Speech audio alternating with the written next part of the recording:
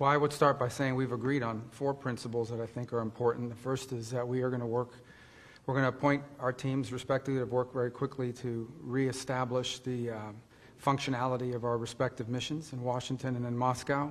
For us to be able to continue to move down this road, we need to have diplomatic facilities that are operating and functioning normally. The second point is that we're going to appoint a high-level team from our end to help negotiate and work through the end of the conflict in Ukraine in a way that's enduring and acceptable to all the parties engaged. The third point is to begin to work at a high level as well to begin to discuss and think about and examine both the geopolitical and economic cooperation that could result from an end to the conflict in Ukraine. Obviously, we'd have to see that conflict come to a successful and enduring end in order for that to be possible.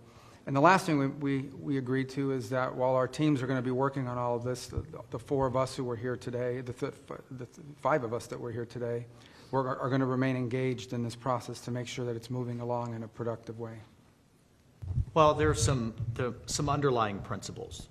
This needs to be a permanent end to the war and not a temporary end as we've seen in the past. We know just the practical reality is that there is going to be some discussion of territory and there's going to be discussion of security guarantees.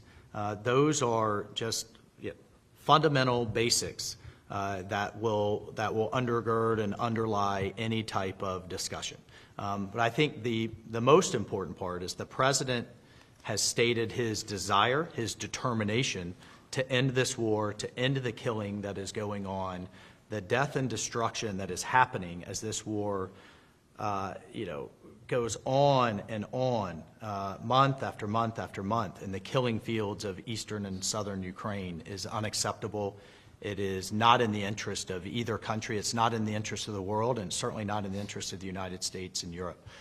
So all of those things will drive the negotiations going forward. And as you can see, President Trump is determined to move very quickly. We just had a head of state phone call, the first in years, and here we are less than a week later at the highest level of the U.S. and Russian government, and we expect to continue to drive that pace to not only end the war, but then to unlock what could be very productive and stabilizing relationships going forward.